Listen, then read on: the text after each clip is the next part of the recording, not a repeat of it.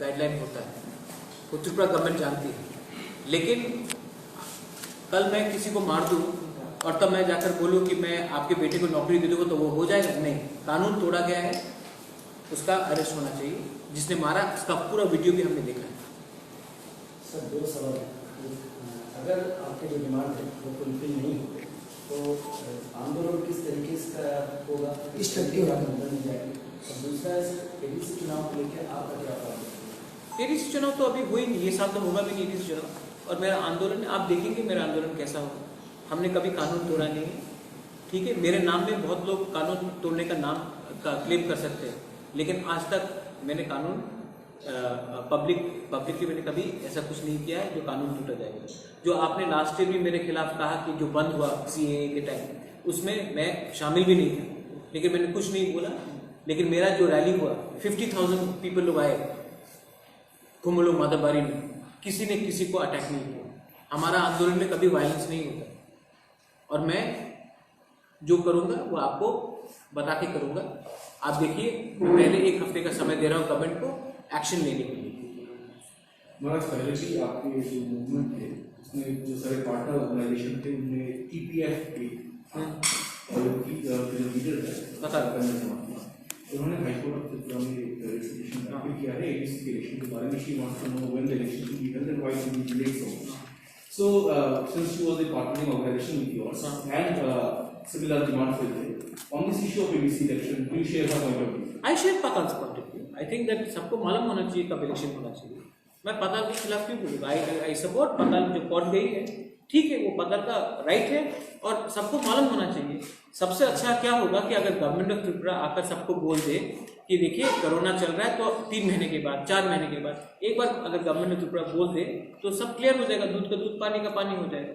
तो पाताल कोर्ट गई, उसका राइट है और मैं पाताल को सपोर्ट कर सकता, no problem, I have no problem. Are you satisfied with this the magistrate investigation in the incident of Ashish Sagar, the murder of Biswajit? No, I am not satisfied because I know who are the people who have lynched Biswajit Dev Barma. It's in camera, and not a single arrest has been taken place. I want to know, is the law going to just look aside while murderers roam around freely? These people need to be arrested and put behind jail, and action should be taken. If they are not, then today Biswajit Dev Barma has died. Tomorrow, what message are you sending? That you can kill anyone in a middle of an agitation in front of a camera and no government will not arrest you? Is this a law of the land? I am not satisfied. I want action to be taken. I want these people to be arrested. Not only that, Section 144 was broken. There's a man who's in camera saying that I'm from this area, this address, my father's name is so and so. I can see it in YouTube. Over 1 lakh people have seen it in YouTube or in Facebook. Why hasn't any action been taken against him? Why hasn't the investigation officer gone and picked him up? Is the law going to be the same for him and different for me? It cannot be.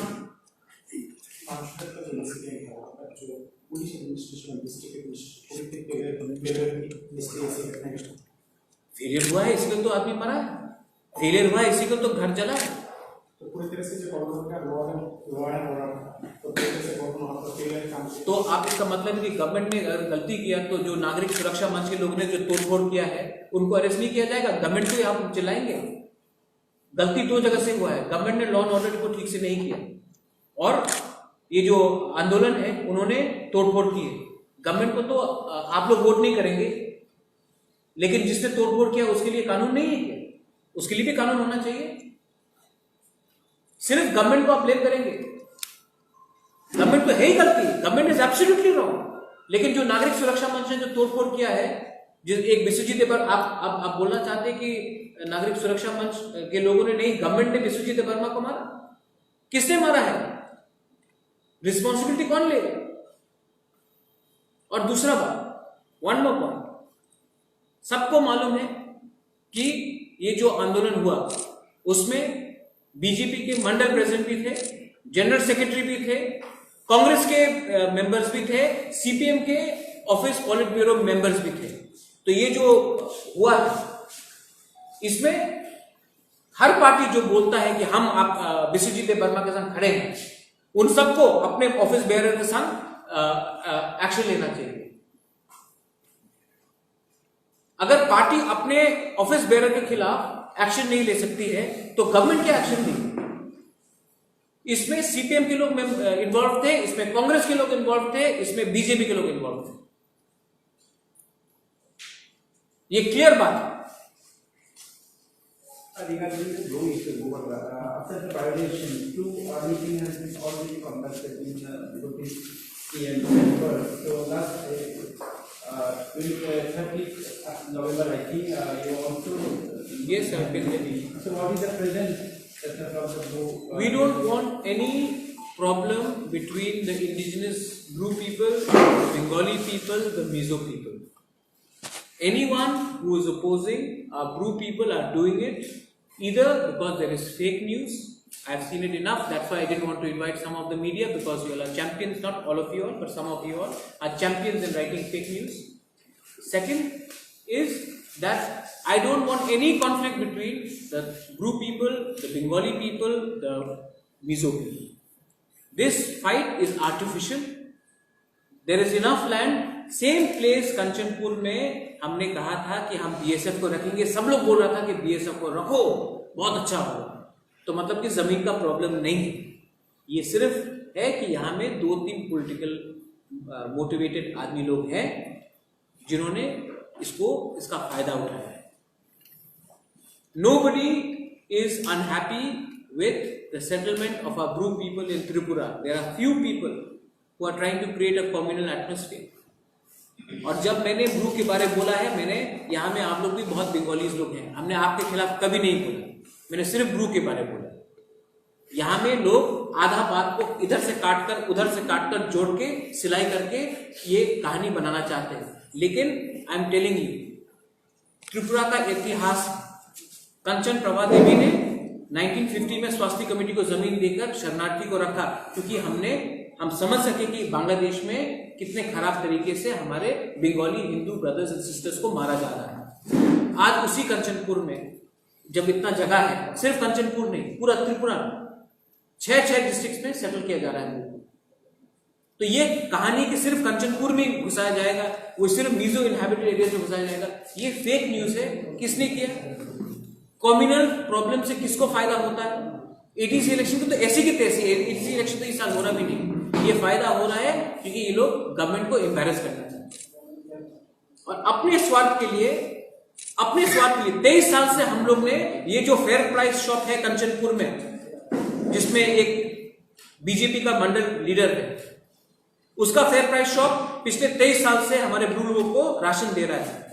आज वो आंदोलन में जाके problem करता है, उसके against कार्रवाई क्यों नहीं हुआ जा रहा? मैं जानता हूं कि मेरा फॉर्मर कांग्रेस पार्टी का 1-2 लोग हैं जो ये आंदोलन में प्रॉब्लम, उसका क्या मूल्य है? कोई पढ़ता है कागज?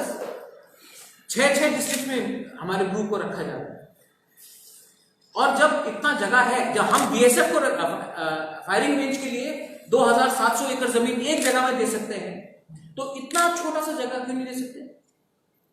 ब्रू तो अपने हैं नहीं, ये सब पॉलिटिकल है। और मैं दूध का दूध पानी का पानी बोलता हूं। सब लोग बोलता है कि कभी मैं गवर्नमेंट के ऊपर सॉफ्ट हूं, कभी मैं ऑपोजिशन के ऊपर सॉफ्ट हूं, मेरा कोई अंडरस्टैंडिंग, कुछ अंडरस्टैंडिंग नहीं है। मेरा अंडरस्टैंडिंग मेरे लोगों के संग, और जब टाइम आएगा तो मैं सबको जवाब भी दूंगा। अपना ब्रू को त्रिपुरा में रहना पड़ेगा, किसी को उखाड़ के नहीं। हम किसी का जमीन नहीं ले रहे, कोई बंगाली फैमिली को अलग नहीं करेंगे, कोई मिजो का जमीन नहीं ले रहे। जहां में फॉरेस्ट गवर्नमेंट का लैंड है वहीं में आइडेंटिफाई करके सबसे बैठकर अंडरस्टैंडिंग करके हम रखना चाहते हैं। और त्रिपुरा का कल्चर है कि जिसके खिलाफ भी अत्याचार हुआ, हमने उनको जगह पनाह त्रिपुरा में दी। तो आज त्रिपुरा में अपने ही लोगों को पनाह देने में क्या प्रॉब्लम है? What is the cultural boundary which is demanded by the Mizo Convention in the last? See, I don't think that one man speaks for the entire Mizo community.